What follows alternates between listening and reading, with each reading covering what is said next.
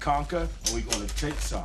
Is that understood? Yes, sir. That's what we're going to do, sweetheart. We are going to go and get some. All right, people, on the ready line.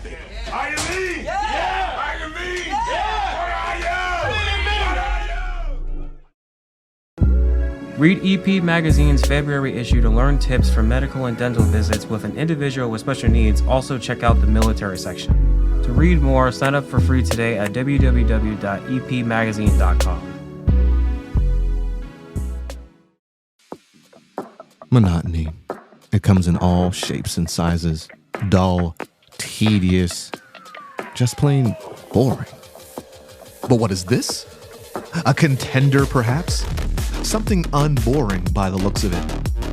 Jabs right at dull, an uppercut to tedium, something that keeps you on your toes, keeps your head on a swivel, a knockout punch to your old, boring workouts. Welcome to Fight Camp.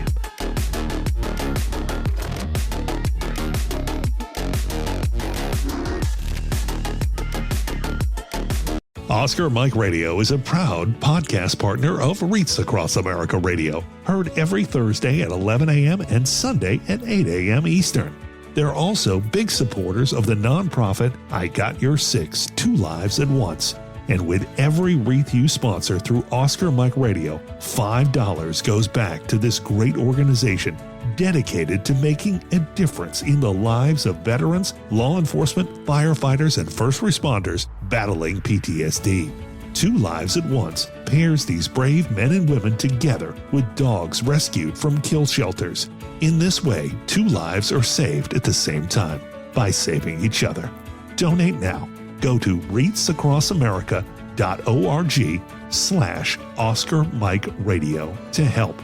That's reachacrossamerica.org/Oscar Mike Radio.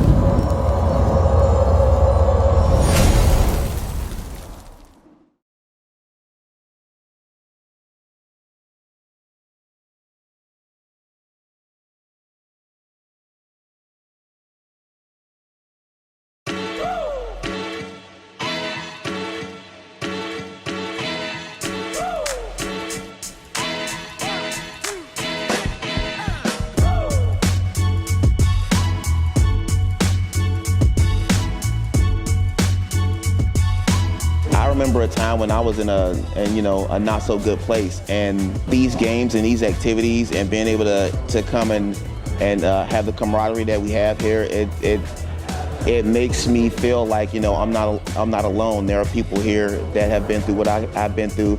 It makes me feel like I don't know, I'm part of something great.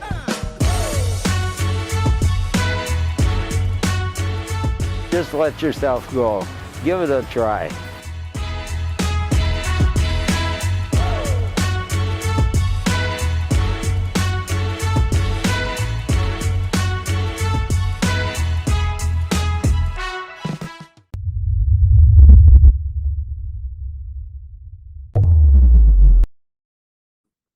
Hello and welcome back to Oscar Mike Radio. My name is Travis, Marine Corps veteran and your host. Oscar Mike Radio is co-produced with Sinister One Productions. What's your podcast doing? I want to thank my sponsor, Joyce Asack of Asack Real Estate, and my supporters, Cason Shaving Company, Exceptional Parent Magazine, and Fight Camp. Be your strongest combination. I love guests like the one I have coming up. Marine, check, yay. A Mustang, double check. And then an Air Wing Marine, which we're the redheaded stepchildren of the Marine Corps, but also he's in a very cool nonprofit space that, involves something that I love doing a whole lot of. I'm not going to spoil it for you. I'm not going to get into it. I'm going to let him do it, but I'm so excited to introduce Mr. John, aka Saint Langford, to Oscar Mike Radio. Sir, thank you for your time. Welcome to the show. Travis, good morning. It's great to connect always with a fellow Marine, and as you said, with a fellow air winger. My dad was an infantry platoon commander in Vietnam when I was born, and he never let me forget that I was a air winger. So Yeah, we just swing at the wing. You yeah, guys, the smart Marines. That's an oxymoron I was told that several times. yep, But you had an interesting career starting out in your, overall Marine Corps experience where you joined the Marine Corps as enlisted and then you got into, um, you know, flying, yay. And then we have this really cool story where you advocate for and lead Project Healing Waters. So let's just start with that. How did your dad served in the infantry? How did you decide to follow in his footsteps or try to anyway? yeah. He was, as I said, he was in Vietnam. I was born in Oceanside, California, so we met, when I was a year old, which I don't recall, but fairly common, as you understand, with people on deployment, whether it's combat or otherwise.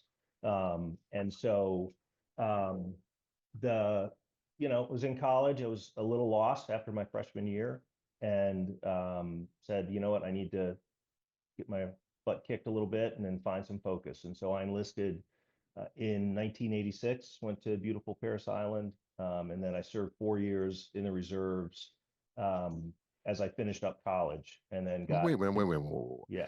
How did you go to Paris Island if you were born in Oceanside? You should have been an MCRD Marine. Well, if I'd stayed in California, I would have been. My Oh, dad did 5 years in the Marine Corps, and then he spent almost 30 years in the FBI. And so he was stationed at FBI headquarters oh, when I was okay. in high school. So Gotcha. All right. cross the country to the other side. Gotcha. Yeah. So finished up my degree, and I got commissioned in 1990, and had the good fortune through the basic school, which all Marine second lieutenants go through for 6 months, to get selected for a naval flight officer slot. So I went down to Pensacola and was able to get an F-18 Delta Hornet backseater as a weapons and sensors officer. And the two-seat Hornet back then was brand new to the Marine Corps, just replacing No. the Wait a minute. A6. Maybe miss here, but I thought you were enlisted first. I was, yeah. So I worked on, that's right. I blew through the enlisted career, but I was an ejection seat mechanic on the venerable F-4 Phantom out of Andrews Air Force Base. So loved, Did yeah. Did you ever get a chance to actually go for a ride in the ejection seat simulator? No, I did not. And I also was hoping to get a ride in the actual ejection seat that I worked on in the F4, but it just didn't work out. It was one of the priorities I made when I became an officer and was in a squadron. We got to get as many of our young, hard charging enlisted Marines, Marine of the Quarter, et cetera, but got them in the back seat to experience, because they're doing all the hard work. You understand that. So, just not to spend too much time here, but this is a very interesting, concept. A lot of people don't understand that a lot of especially in the Marine Corps, the aircraft, the cryogenics, the avionics, the nav, all that is maintained in service by 18 to 21-year-olds with like a 27-year-old to 30-year-old shop supervisor looking over them. And they're working on multi-million-dollar aircraft that not only have to function right, but, oh yeah, as a bonus, keep you alive. Yeah. What was that like when you were actually, an officer flying one of these things, thinking about that? I think I had the, in any Marine Corps unit, you got operations, and, obviously, and you understand, on the air wing, we had the aviation maintenance department. And so first of all, when I came in as a young first lieutenant and then captain, just had a deep connection with the enlisted Marines, because they learned pretty quick that my initial primary MOS was buffer tech when I was enlisted, and we, stripped and waxed every field day. And so I understood the hard work and the long hours they put in.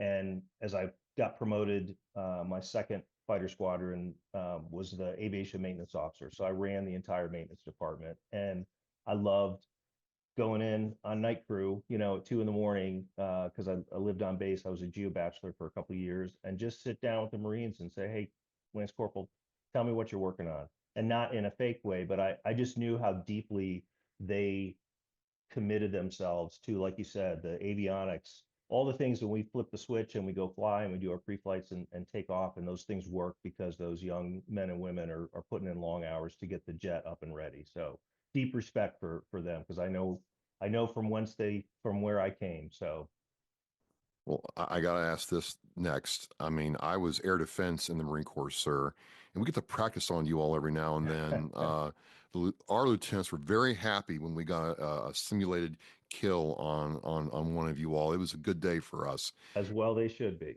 What was it? What was it like train? Did you ever do any serious training against air defense? Because it's my understanding it's not so much part of the curriculum anymore because the Air Force kind of takes care of that for you all. Yeah, so one of the missions for the two-seat Hornet was suppression of enemy air defense.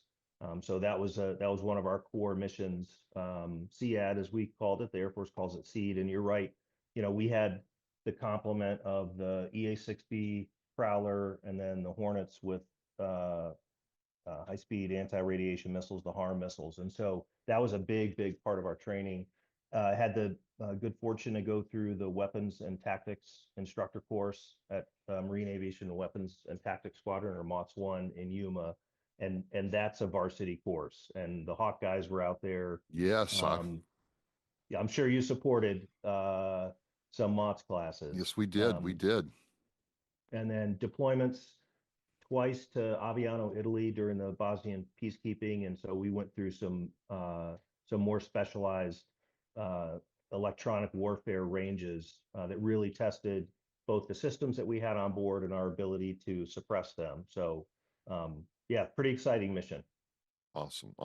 I just like to ask because I talked to some pilots and it was like, we just don't focus on that whole lot anymore. To the point where talking to some of the older pilots, they actually had to be able to plot, okay, we got some SAM batteries here.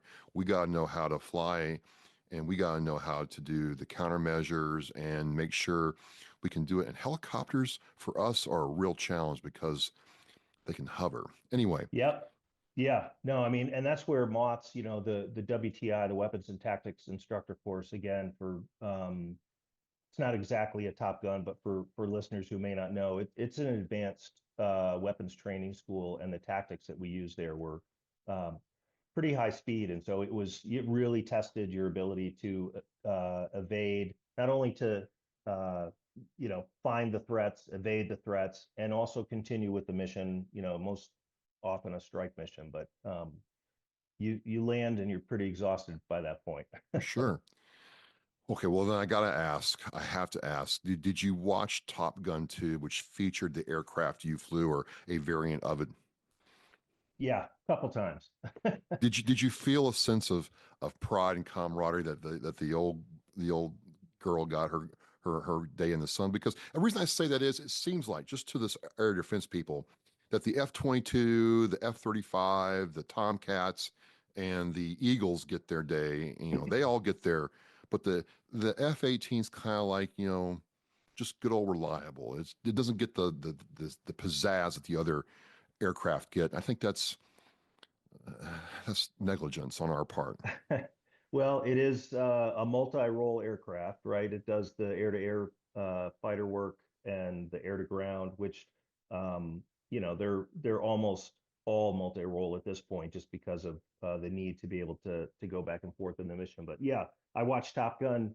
It wasn't the reason I enlisted, but of course the original one came out in '86, the same year that I enlisted. I know there were a lot of enlisted Navy who saw that and said, man, I'm going to go in and be a fighter guy. And they were in their dungarees in the bowels of a ship somewhere after the recruiter got them to boot camp. So, but yeah, when the second Top Gun came out, the amazing thing is just the realism. I mean, they're flying jets. Yeah. So it was, obviously it's Hollywood and it's Tom Cruise, but it's pretty exciting to watch because the jets are actually flying. So nice.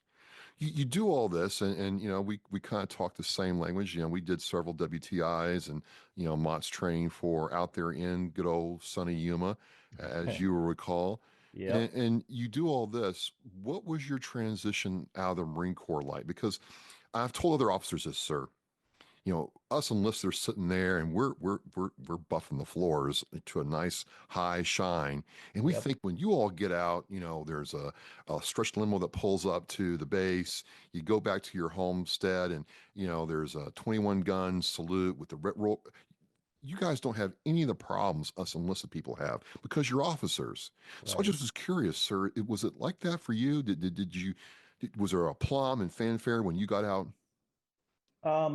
Yeah, and again, Travis, you can understand. I love when, especially an enlisted Marine, especially didn't know that I was also enlisted. And they're like, "Sir, you don't understand." I'm like, "Sit down, son, and let's talk." So, but I mean, my transition was fairly seamless just because of where I was. My flying tours were both at Marine Corps Air Station Beaufort in South Carolina, which absolutely love. Great place to raise the now 5 adult kids. And so I retired in October of 2009. And again, you understand this, but the Marine Corps has a bungee to all of us to Quantico or the Pentagon.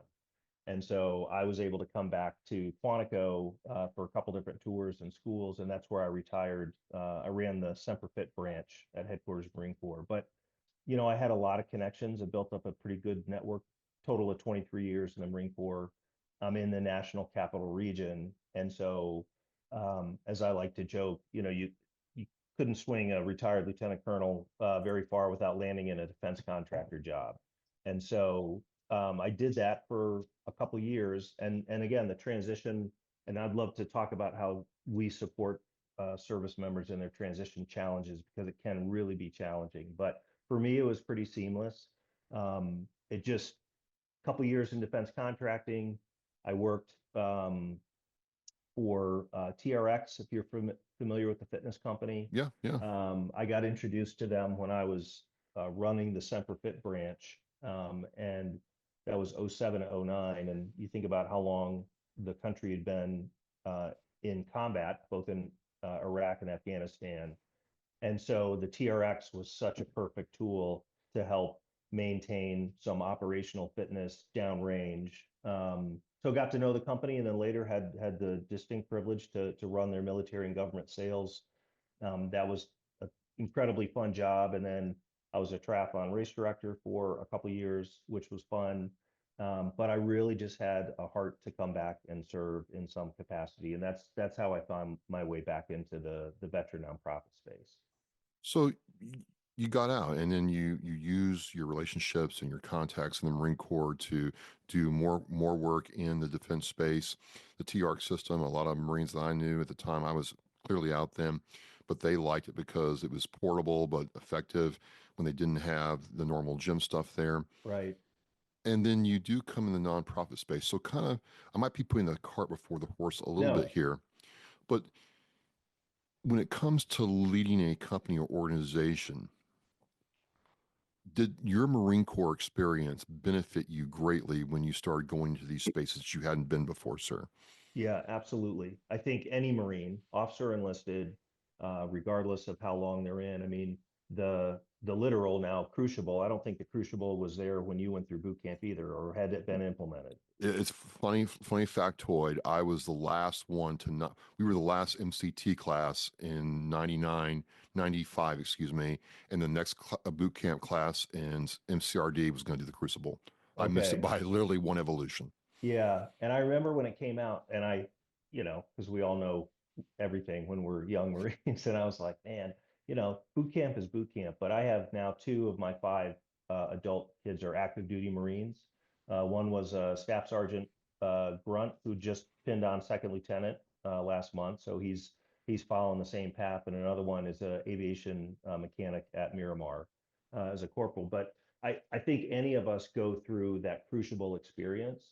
It teaches you self-discipline. It teaches you that you're able to achieve probably more than we thought we did, pre-Marine Corps.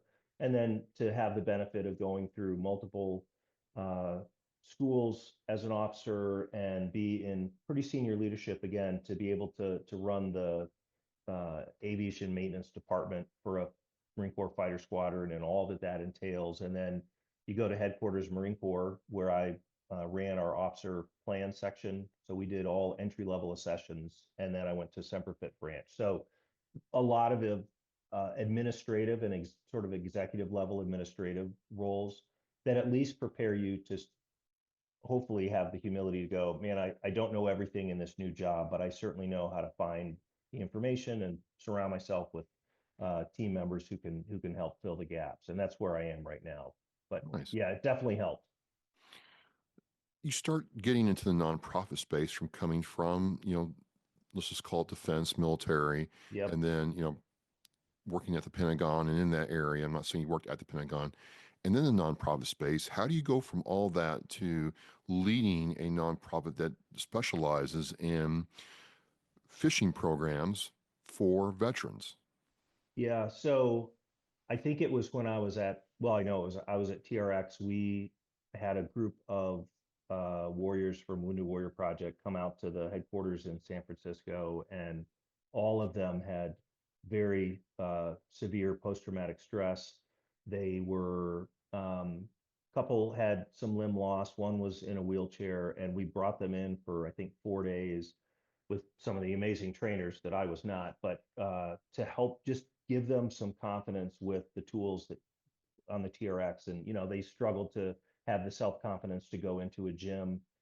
Maybe they didn't even have the capacity to get themselves there. And so we were able to give them a tool in the TRX and give them the confidence. And and it's like any group situation. Everybody shows up, kind of head down, not sure about this.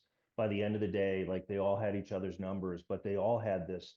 They stood taller, sat up taller because they're like, I can do this and I can have this tool in my house and it gives me confidence. And it really changed my perspective on, man, we have a group of service members and veterans, whether they have physical wounds, whether they have invisible wounds, or whether they're really struggling, again, for a transition experience that was completely opposite of mine. If you're at a base, you have all the resources on a base, and maybe you go to your hometown, and I won't pick a hometown because I've done this before, and someone texted me and said, hey, why'd you bag on? I'm like, I'm not doing that.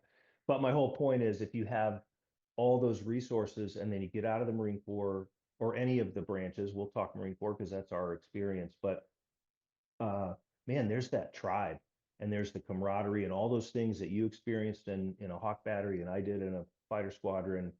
And then you go maybe home where there's no military infrastructure whatsoever. And a lot of people feel lost. So many people go, yep, we're right back here. I feel good, and off we go. But it's those that are struggling. And so it was that moment with the Wounded Warrior Project team that I just saw, man, I would love to get back into a place of service. So I started looking for some nonprofits that I could support. My first foray was with the Marine Corps Scholarship Foundation. Oh, nice. In 2015, I was the director of national events. And for those that don't know, another great organization. And there's so many of us in this space. There's some really key ones, but they give scholarships to sons and daughters of Marines and Navy corpsmen who served with the Marine Corps. But that from a business standpoint, started to understand what the fundraising component that's so critical, obviously, to keeping nonprofits open and growing and having impact, and how interaction with donors works. And so it was a really tremendous lab, for lack of a better term, for me to learn the business of nonprofits. I will say a lot of people, when you put those two terms together, business and nonprofit, they're like, well, wait, it's a nonprofit. And nonprofits are a business. A 501c3 is a tax status. And so that was my first role, helped me understand the business of nonprofits and the impact that they were having, which really solidified my decision. And then I went from there to another national nonprofit called Hope for the Warriors. I haven't heard of them, but okay. Yeah, they were founded, they're in their 19th year. They were founded at Lejeune and in 06, and they actually were the predecessor. They created what is now the Wounded Warrior Battalion concept at both Camp Lejeune and Camp Pendleton. So tremendous organization again, and I ran transition services for them initially. So we talked about transition, and mine was fairly seamless, but I really got a deeper understanding of some of the struggles that people have when they hang the uniform up. And if they do have some sort of injury or service-connected disability that makes it more challenging for them in everyday life, it's certainly going to make it more challenging for them to transition. So another great opportunity to learn.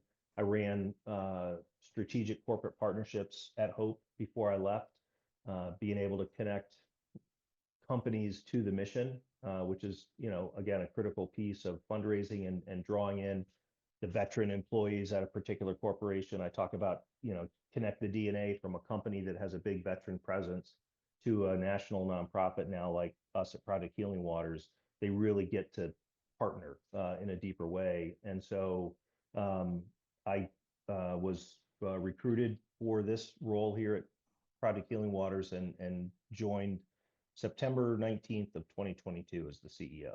So it had some progressive leadership roles that really, I don't think anything prepares you fully, but it prepared me as well as it could have for me to step into an organization, a national organization like this. I really like how you kind of let yourself mature in the nonprofit space. You understood some of the ins and outs of it, and certainly, I've learned that it is a business. It's a not-for-profit business, but it's still a business, and you still have to, one, serve your client base and provide your service, but you have to raise money, and a lot of people miss that.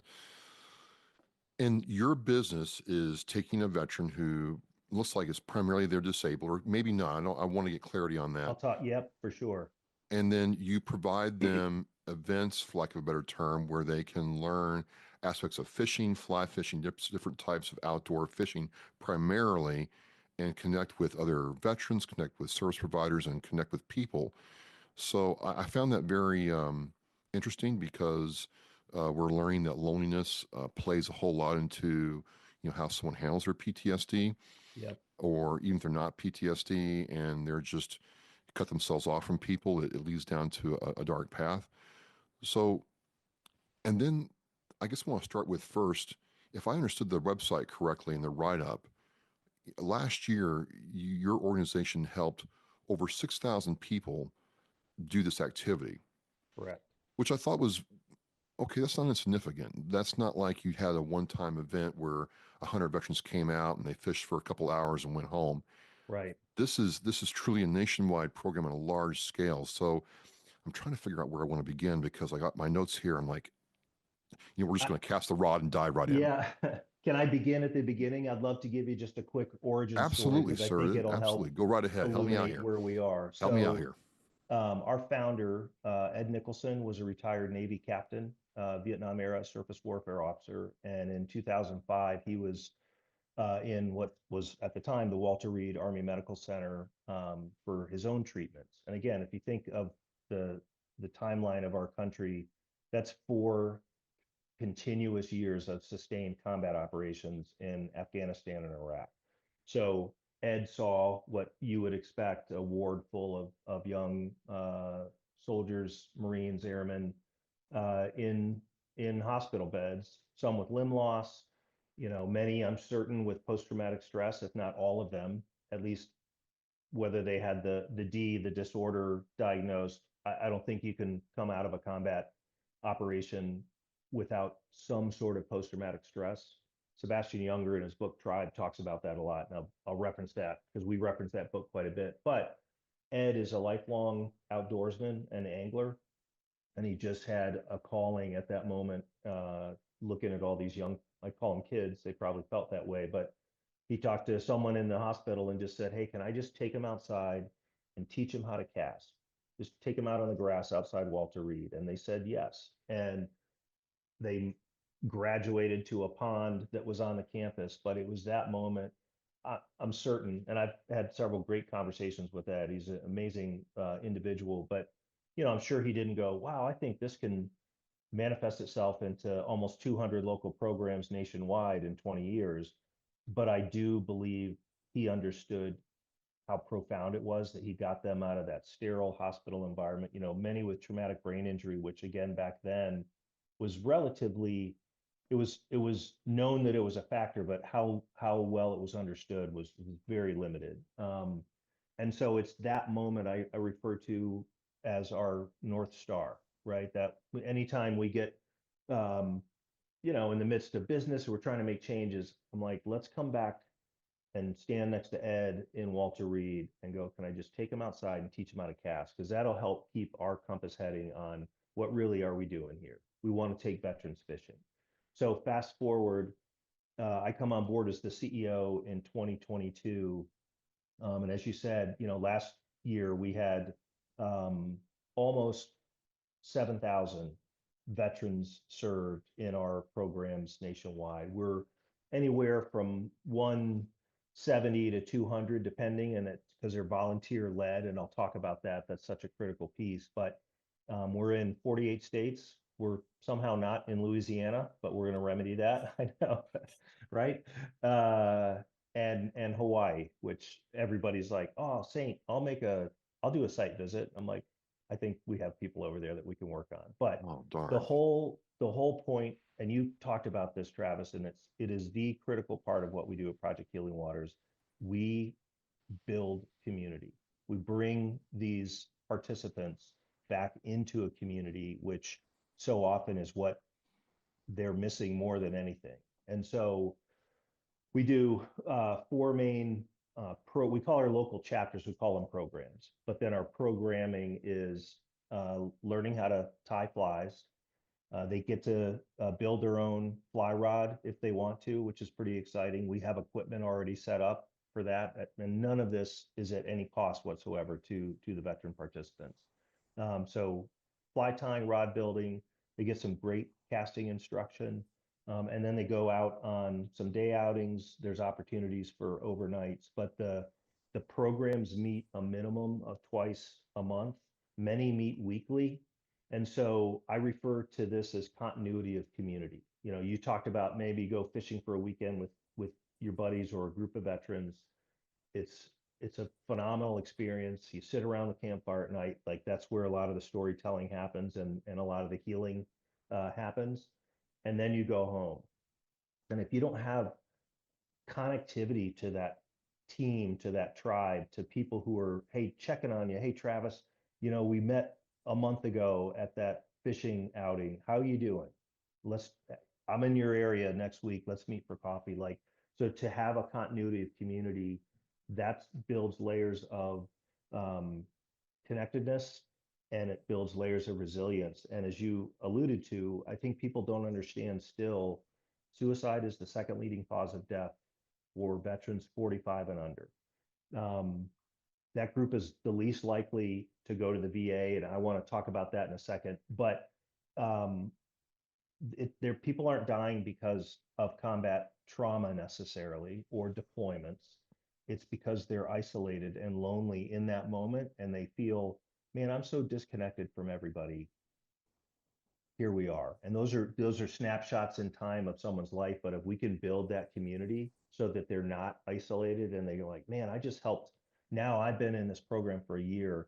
I just helped teach this brand new Air Force vet how to tie his first fly. And he's giddy about it. Like that's the fun thing. And that's what really, we talk about the healing journey that our participants go on, but that's where it all happens with our volunteers, who I refer to as the point of impact of our mission, because we've got maybe 14 full-time staff. We've got volunteers that run all of these programs. They do the mentoring, teaching, instruction, all that stuff. And so that's really, it's about the community that keeps people healthy and connected and safe. I like that aspect of continuity of community, because I think a lot of times there's the one event, you do the event and it's like, okay, we'll see you next year. Yep. And it was great, but reality comes crashing down very quickly when you walk into your door. But what is it about fly fishing that people respond to versus when, say, when I think of fishing, I think of the bass fishing, or, taking my bobber out there and casting in there and just, what is it about fly fishing that people respond to so well? Yeah, I think there's a couple things, and I would still I'm an inexperienced angler. I didn't have very much experience when I came on board. Um, and I thought that would be a factor. And they said, hey, we need your leadership and your business background. We'll teach you how to fish. So God bless all the people who are trying to teach St. Langford how to fish better. But being out on the water, again, and I'll just use where I am in Northern Colorado, which is we just moved a year ago, our national office from Maryland to Northern Colorado. And I can talk about that. But there's a couple components. I think when you look at, well, before you're even out on the water and tying flies, especially for someone with some focus issues, maybe they have traumatic brain injury, or there's, they're thinking and processing about things that are negative, or they just can't focus.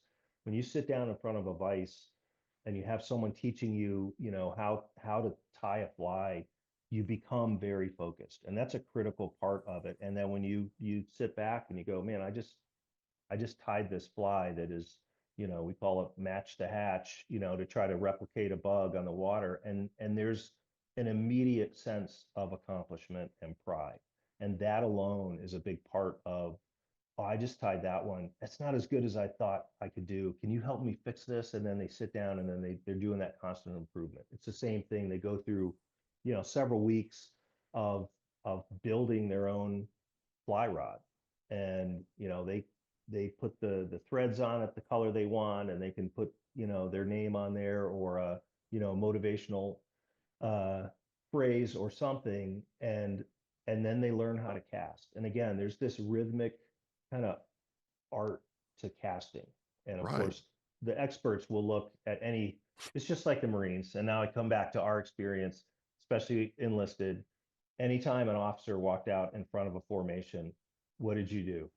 You looked at his uniform like, oh man, that ribbon, that's not a quarter of an inch, if you can tell from the fourth squad, And so in the fly fishing community, I think it's, it's part and parcel of any activity, but, casting is such a critical component of the sport. But there's just a rhythmic nature to it. And to be in the water, you can get into a deeper conversation if you're in a river about flow and what that means, to your mental health. But I think it's just being outside. And again, it's with people that our volunteers care so deeply about the participants, to make sure that these men and women of all services, all eras, there's not a criteria that you have to be post 9/11 or anything like that.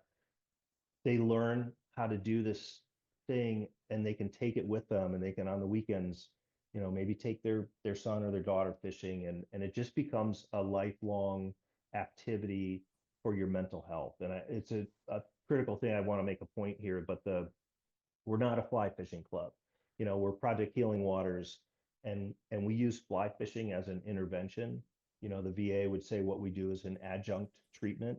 We're not clinical in any way. We're therapeutic. It's about therapeutic outdoor recreation, but we're squarely in the veteran mental health space. That's why we do what we do, and that's why the program works, because people will come. The stories we have about, and when I first came on board, I was a little skeptical, because I heard people say, well, yeah, Project Healing Waters and fly fishing saves lives. I'm like, well, that sounds good. I'm telling you what, Travis, I have talked to more people now in my 2+ years. It saves lives. There are people, we've got a great video, and I'll send you the link to, maybe you can share it with your audience at some point. It's 20 years of a healing journey. Cameron Cushman is one of our content creators, amazing filmmaker, Army veteran himself. And he's highlighted in the video, but he said, it saved my life. And literally, you get out again in that water, and you find peace, and you find purpose. And then you find this tribe of people who want to help you, and you can help them. And that's really where it all happens. You're talking about putting someone in an environment where they're not familiar, with coaching, with support. Yep. They move away from their current reality and just embracing the moment. And you're not overstating that their lives are saved. And it's been around for quite some time now. So as you move into 2025, we're recording this in January, what's the vision for Project Healing Waters going into this year. I guess we could couch that too with, you mentioned the corporate relationship. And Yeah. I'd like you to kind of dive in that a little bit, because that is overlooked a lot of times when you're trying to do something as ambitious as you all are. Yeah, so funding for any nonprofit is the lifeblood, right? Without funding, again, there's zero cost to any veteran participant. On average, without, a longer overnight trip or something more expensive, it's about $500 a year to get a veteran participant through, a year of programming with the Rod Building and all those other things. And so obviously funding and revenue is key. We're building some really strong, and you understand this, I'm sure, but funding sources come from individuals. They'll come from foundations and grants, which are great. We seek out grants that are focused on therapeutic recreation because we're one of the leading nonprofits in that.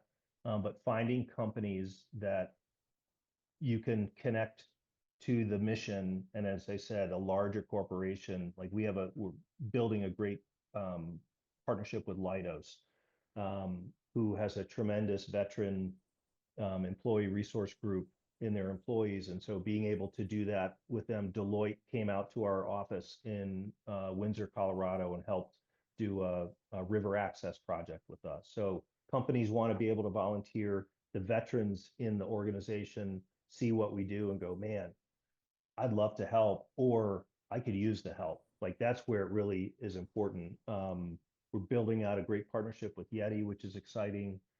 Golden Corral, the president and CEO of Golden Corral, Lance Trineri, they've been supporting us for over 15 years. He's just an amazing human being, but he'll come to some of our events and we'll do events with them, and he gets it. So I actually have an opportunity in a week and a half or so to go present to the Golden Corral Corporation and all their franchisees about Project Healing Waters. So finding those corporate connections, again, there's a funding stream, which is critical for us to grow. And there's also just, I think, connecting with a purpose to our mission inside the company that resonates with a lot of people. You have these initiatives going on, you're doing these events. I'm just curious, what's it like for you to watch that veteran who has TBI, has PTSD, has an injury, change in front of you when they start casting that rod for the first time, or they're working with someone to tie their own fly? And it's my understanding that, making your own fly bait, and I might be mangling that term, is not just a process, it's an art. Like I know some people who put a lot of effort into it. But for you, what's that like watching that metamorphosis take place, sir? It's powerful. I mean, it's what that observation in real time of healing, whether it's emotional or physical, is so powerful. It's what led me to this space in the first place, as I talked about when I saw those disabled veterans gain confidence. It's reflected in their face. So you'll see someone go out on the water for the first time, and I relate because I've caught, I think, more trees than fish with my back cast, but they're nervous and they want to be out there, and the mentorship and just the comfort that our volunteers provide, and they'll get somebody out on the water, and some have maybe balance issues because they have a prosthetic leg or there's something else, but so you can see kind of the tension on the face, and they're trying to remember what they were taught, and they're overthinking it, which is common.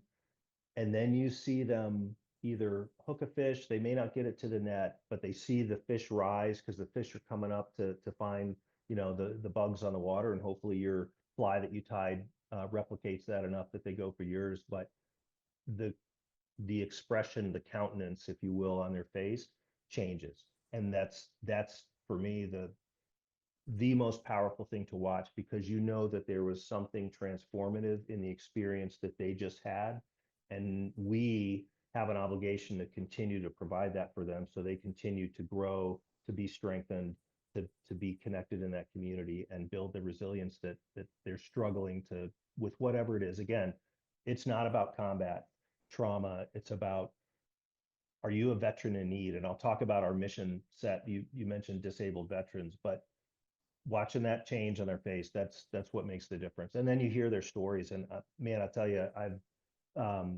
it's tough being a CEO, especially as a Marine who, you know, I tear up at, you know, the Folgers Christmas commercial when Mikey comes home from college. I'm like, oh man, that's really amazing. So, but I'm so moved emotionally by the mission that we're providing. And then when you hear a young, you know, there's a Marine veteran that I know that came to one of our events last summer. He was in jail. He was on drugs. He was heading towards death, either at his own hand or in a car accident, whatever. And someone introduced him in the hospital, I think, and said, "Hey, you got to try Project Healing Waters." Saved his life and changed his life. And the stories are all over the country, and it's impossible not to be moved by that. You didn't mention, this briefly, but please expand on the types of veterans in the population you serve. I want to clarify that, please. Sure. So we are, and it's not just veterans. You know, we have really? Some active duty service members, Guard, Reserve. We're open. We're doing where we started. Back to that origin story. A lot of our programs were through the VA. So whether they were an inpatient program or an outpatient program, most of our original programming was delivered through the VA, and we still have that. But we have a great program at Camp Lejeune through the Wounded Warrior Battalion. I believe Pendleton now has access to that. So it's the current eligibility. And then, well, I'll just talk about the veterans.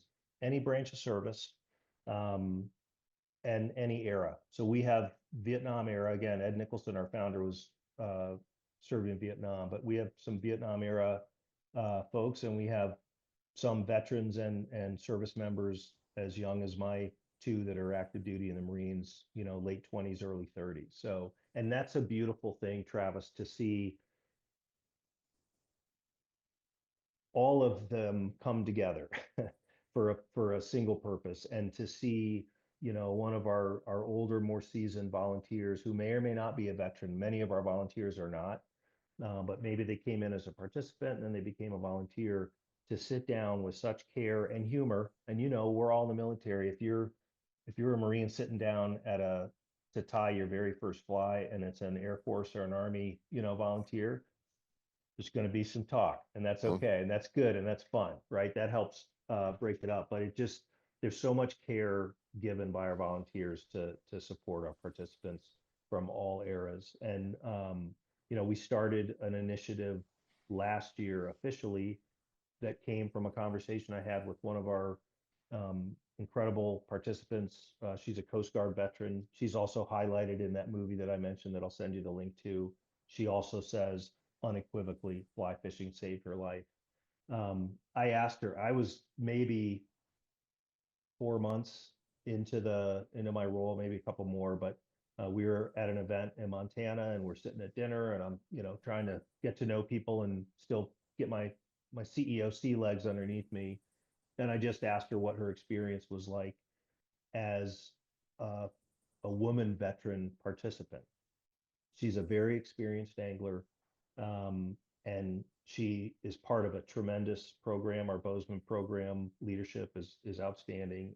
But she said it's tough when you're one of three, or one of two, or one of one. If you're the only woman veteran and it's just reflected in our military, right? Sure. So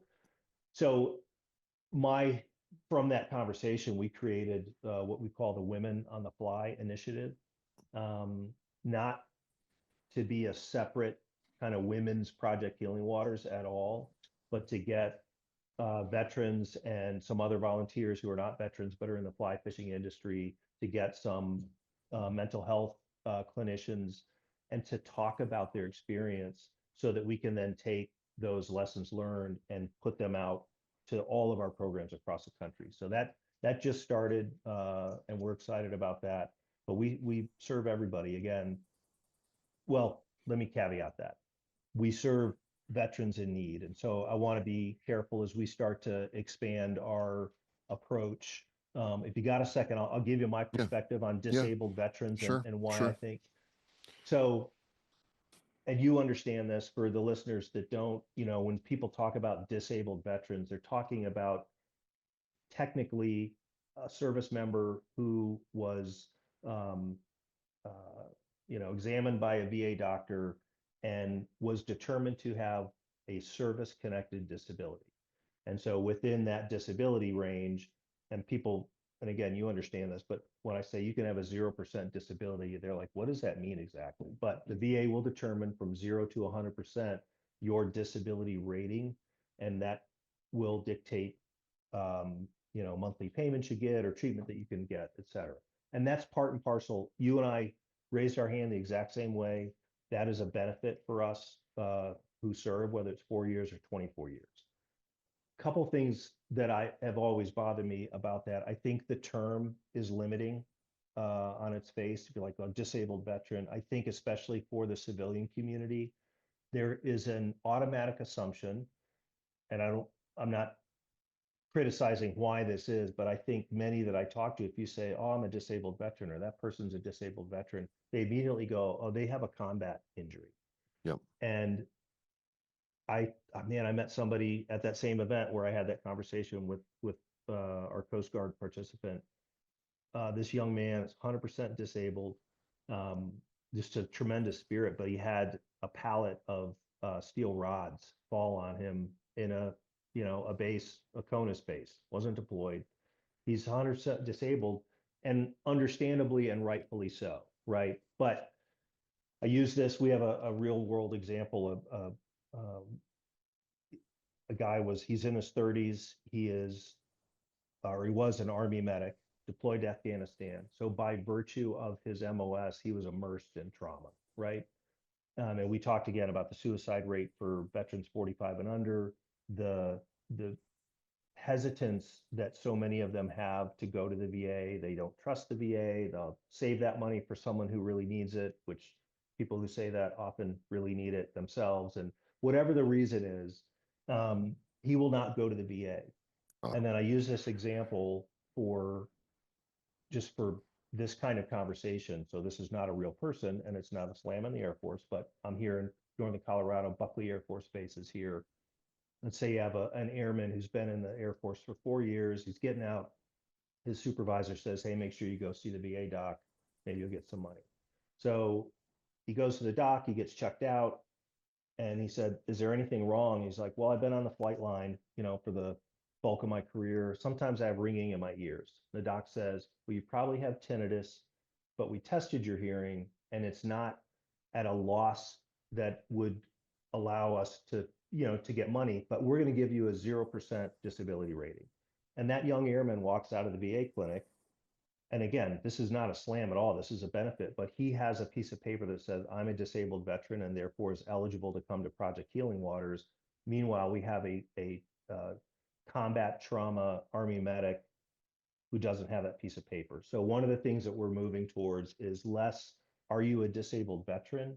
And more, are you a veteran in need of a healing journey with Project Healing Waters? And there's, again, you understand challenges. I don't want the professional, some veterans, very small few, but they like to leverage that disability tag to go, what free things do I have? And again, I think they're a significant minority, but that's where we're heading as an organization, because we have this population that's killing themselves at the cyclic rate. And if they don't have a disability rating as determined by the VA, they can't officially be here. So we're working on changing that so that we can open up the aperture. Well, I think you made a very good point with the delineation between disabled, non-disabled, service-connected, non-service-connected, and you're not wrong. There is a segment of our community that if they're 10%, 100%, whether they can or not, they're going to take every free thing they can get. Right. That's just the facts. It's not anecdotal in any way, shape, or form. But, I think it's great that you all accept people who may not have served in combat but got hurt on the job. I mean, you can make the argument that being in combat for a lot of us is actually safer than being, in garrison. So I appreciate you all make that distinction. As we wind this down, I mean, this hour has gone lightning fast. It's been great. We could I've so much enjoyed it thoroughly. Yeah. What truly is like future state for Project Healing Waters? Because to me, you can kind of, if you listen to what you're saying, sir, there's the gradual shift in scope, scale, and now priority.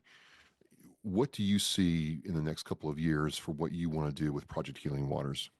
Yeah, thanks, Travis. It's a great question. And, as the CEO, especially when you come into an organization that has the history and the popularity, for lack of a better term, that people love this organization who've been part of it.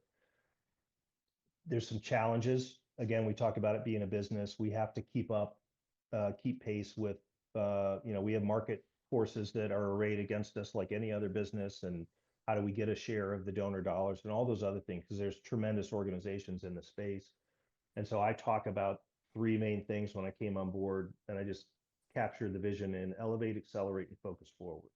And the focus forward is, whatever decisions are made back here, all well-intentioned, sometimes they're not the best in the long term for an organization. So you have to do some forensics from a business standpoint, go, how do we get here? And then you have to look out forward. People, and this in any realm of life, if you're always doing this and looking backwards, you're never going to get where you need to go. So focus forward is a mindset for my team. The accelerate piece talks to the business. I expect us to be as agile a business as any for-profit, and best practices. And if there's something new, that we're going to adopt that if it makes sense for us. Do our systems and platforms that we use, are they integrated and communicate? Do we have too many redundant? All those things that a business, how can we find efficiency, number one, to make the business operate more effectively, but also can we reduce costs on our end so we can put more of the donor dollar towards programming? And then the elevate piece is coming to the answer to your question.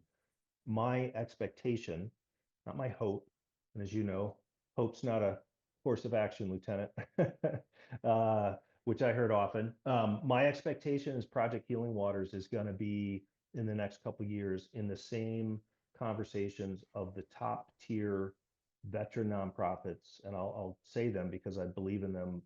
Gary Sinise Foundation, Fisher House Foundation is tremendous. Wounded Warrior Project went through some pretty challenging changes back in 2015, got new leadership, back on the step, Tunnel to Towers. They're led with integrity, they're led with transparency, and they have an impact that it scales and grows, and they're really impacting our veterans and service members' lives. And so my expectation is we'll be in those conversations because of the impact that we're having on veteran mental health and doing substantive, tangible things to reduce veteran suicide. So I expect us, we're partnered with Psych Armor, which is another great organization. Yeah. The CEO, Tina Atherall's on our board. Just really tying into those thought leaders in the veteran mental health space. We expect to be there because there's a lot more veterans in need that we want to get on this healing pathway, and then spread that across the country. Last question I always want to ask this, especially nonprofits. Well, it's a question and a half, sir. One, how can people help you move the mission forward? I'm talking about financially, of course, but sure, any other way. Yeah, so they can go to our website, first of all, projecthealingwaters.org. There's ways to support. Again, we always look for, and I'm never shy about asking for people to invest financially in our mission. That's how we're able to grow, reach, and impact. But whether you're a veteran or not, volunteer.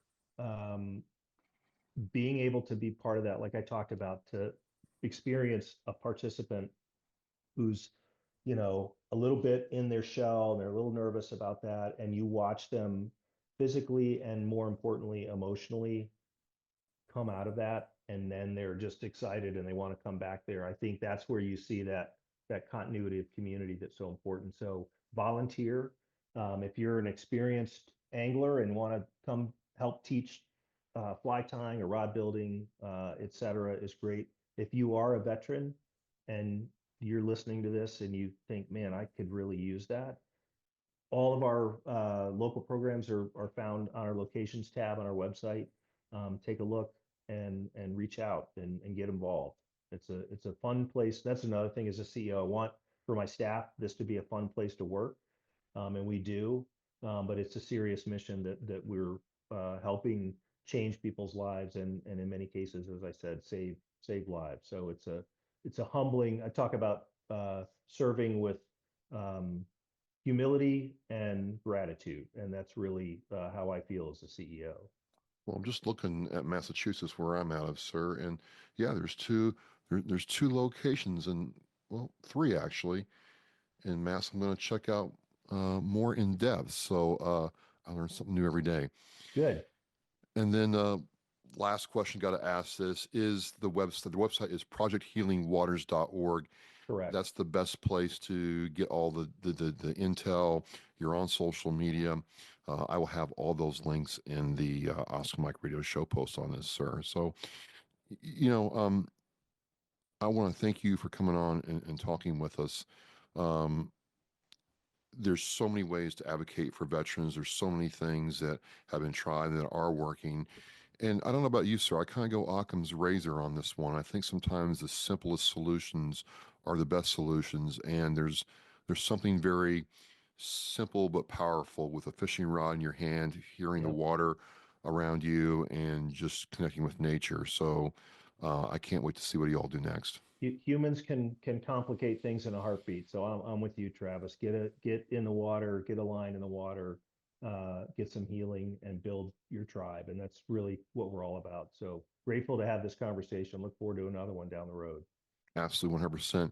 Look, I'm Travis with Oscar Mike Radio. I'm with John St. Langford, Marine Corps veteran, enlisted and officer, air winger.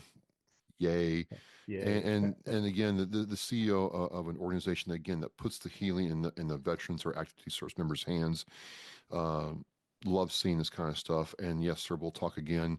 So he's Oscar Mike. I'm Oscar Mike. And as we say in Oscar Mike, we're Mission in Flight. Thank you very much for watching. The biggest fear Gold Star families have that their child will be forgotten. We need to never forget freedom wasn't free. It's the fact that they give us the life we have now. We should remember them and give thanks to them. If I can be a part of something today that's going to make the surviving family of any of these veterans, these heroes, feel better tomorrow, then it's worth it. That one wreath symbolizes one family that was able to smile because of the generous donations. To sponsor a wreath and honor a veteran, visit wreathsacrossamerica.org. Thank you for listening and watching Oscar Mike Radio, where our active duty service members and veterans are in action and the mission is in flight. Oscar Mike Radio is an oversized load co-Sinister One production. If you are a veteran or know a veteran who needs help, please dial 988 and press 1 for the Veterans Crisis Line.